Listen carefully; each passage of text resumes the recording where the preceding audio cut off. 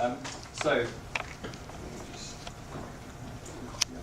my name is James, and I'm a lecturer at the UCL Centre for Advanced Spatial Analysis. And I'm going to talk today a bit about some of the work we've been doing with cycle hire data around the world. And the second half of the talk is all about modelled journey data. So Alice has set me up for a nice set of questions, I'm sure, once we get onto that stage. So first thing to say is, or to introduce, is the idea of bicycle sharing. Now, for those of you who've been in London, we've already seen a picture of the Boris Bikes scheme, which is essentially these big heavy bikes that no one's going to steal, that are located in different places in these things called docking stations. And people can turn up to a docking station, swipe their card, or if they've got an account, put a special key fob into the machine and hire a bike. And typically, the pricing structures are set up to encourage short journeys. So these are journeys that are less than 30 minutes, and as you go over 30 minutes or so, the higher costs get more and more expensive. And people can, of course, return the bikes to any other docking station in the city, and that enables them to be, fairly flexible. They don't have to worry about locking bikes up and so on. The reason why this is, or why we think this is useful, is because in terms of academic research, you can get a nice sense of some of the flows of people within the city, so commuter flows, for example, or tourist flows, perhaps, and some more on that in the future.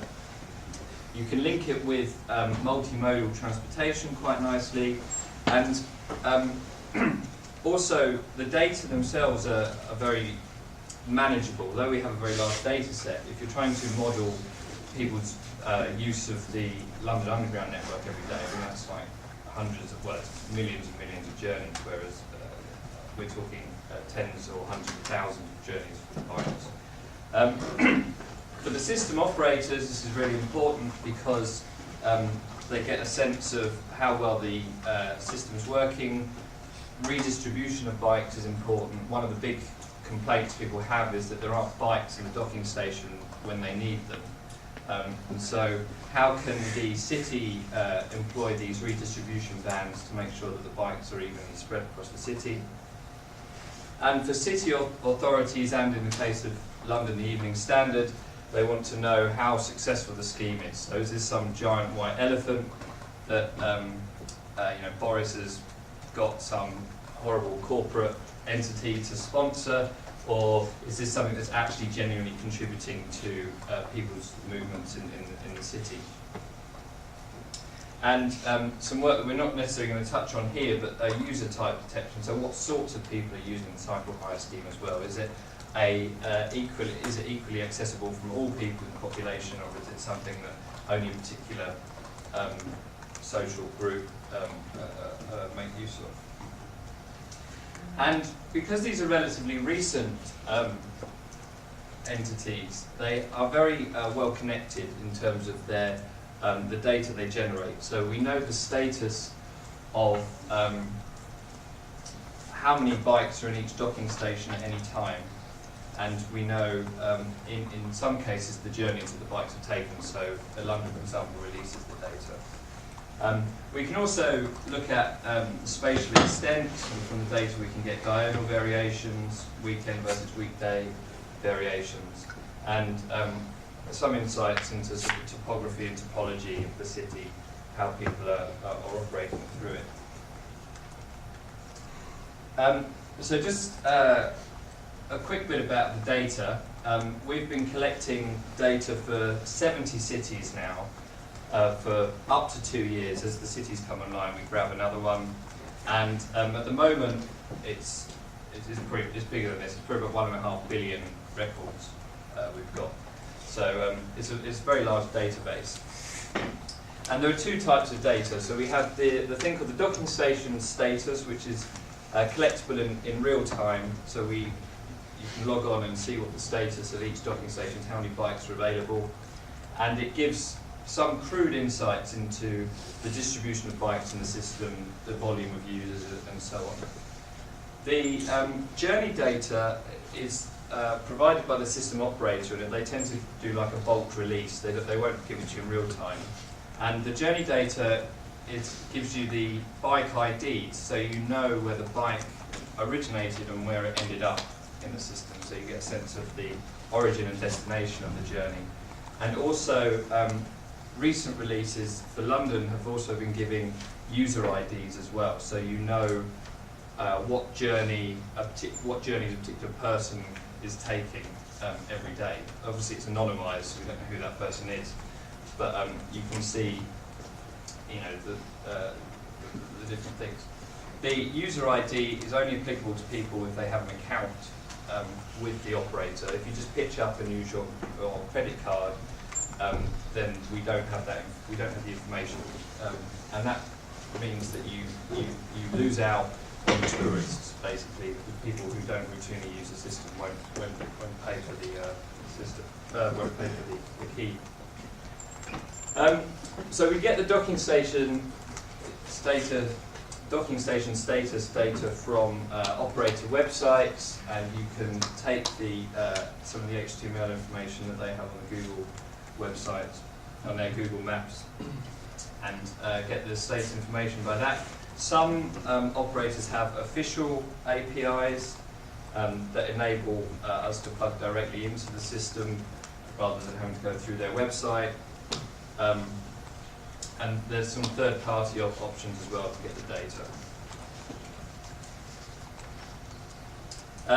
Typically we collect these data every couple of minutes, and we have the location of each station, we have the size, and we have the number of bikes that are available. The journey data comes as a bulk download, typically as a CSV or Excel file, and they tend to come out every few months. And the cities that are most proactive in giving out their data are London, Washington, and Minneapolis. Boston ran a competition with some data, which released some. And when the New York system is released, that will provide some really nice data as well. So, in old school geography style, we're just going to do a quick world tour of some of these schemes, just to point out some of the key features. So most of the maps are presented at the same scale, so you can get a sense of how big they are, except one of the Chinese schemes, which is enormous. If you're interested, you can get the Ollie has got the website that gives you the real-time information for all these maps, and the key thing to look at are the colours. So blue represents an empty docking station, purple is half full, red is completely full, and we've stuck a couple of graphs on each that show the number of bikes available in the system. So if we just start with Paris, which is one of the first ones, you can see, I mean, I'm not sure what time of day this is, but you can see how there's a clear distribution. On the outside you've got, so this is typically in the morning, so the outer ones will be blue because they've been emptied out as people have moved in. And in terms of the graphs, the lower the line on the graph, the fewer bikes there are available in the docking stations. And what that means is more bikes are out in the system. So you can see here on a typical weekday, Paris is a good commuter city for bikes. This is 9 o'clock and this is about 6 o'clock. So there's a clear morning and evening peak in usage. This is a weekend one where actually the usage increases throughout the day as people, I guess, take a more leisurely approach to the cycling. So Paris is a good commuter city. Lyon is as well, and you get the morning and evening peak, but you also get a nice lunchtime peak in usage as well, as people tend to go home. One of the interesting things about Lyon is later at night you get other minor peaks in usage, which tend to be people going home after a night out. And a friend of mine lives in Lyon, so I've seen everyone do this. Most people there's at least 2 people on every bike about that time. There's always someone sat in the basket on the front, someone doing the cycling, and someone stood on the back often as well. And these things just sort of weave their way home. But it's in a city like Lyon, it's nice because this is the main centre, and the residential area, the place where people live, tends to be fairly nearby. Some others have some really interesting topological features. So this is Nice. You can see here it hugs the coastline and then has some slightly bits going inland, and some are really compact. So Milan here is quite a small scheme, still typically commuter dominated. London, another commuter one. The morning and evening peaks are visible, and London operates 2 cores essentially, because this is the main core, so this is in the evening, everyone's cycled out, but the Docklands area where the Canary Wharf and other big tower blocks and so on are, that tends to operate a slightly different scheme that has its own ins and outs. Thanks. And then Blackpool here gets very little usage, mainly by tourists, which can be with trams. I'm just going to skip through some of the other ones and just focus on 2 more. So we've got Mexico City. We're talking about the equity aspect here, people's access to the scheme. Some operators tended to put these schemes in very wealthy areas because they feel that it's a much safer option. They don't want they worry that the bikes are going to get trashed elsewhere and so on. So Mexico City is a vast city, as we know, but their cycle hire scheme is extremely small relative to the city, and that kind of explains the slightly odd usage patterns it has as well. And this is Hangzhou, which is, as I say, this enormous scheme with loads of users. Okay, so with all this data, we can begin to build up some kind of quantitative classification of the scheme usage. So if we look here, these are the lines that show the weekday usage, which is the black line, and then the weekend usage, which is the grey line. And you can pick out the schemes such as London, which are the commuter ones with the morning and evening peaks, places like Barcelona and Nice that have the lunchtime usage. And also the height of the line is important, because one of the political aspects of this is people like to say, oh, there's 10,000 bikes in the system. And what that tends to mean is they can overfill their docking stations. So Melbourne, for example, most of the docking stations are full all the time, which means that if you actually hire a bike, you can't actually park it anywhere because it's full. So we can begin to build up this typology and classify cities in certain ways, and we can do some clustering to come up with this categorisation. So we can group schemes according to their usage, which helps operators in their planning so that they know what sorts of distribution patterns they're likely to have to do depending on their city. So are they dealing with a commuter scheme, in which case they need all their vans in the middle in the morning to be driving bikes out to keep the commuters happy, and then ensuring that their out of the stations are empty in the evening for when people arrive. So just in the last couple of minutes, we'll just talk briefly about the flow maps, which are the origin and destination data.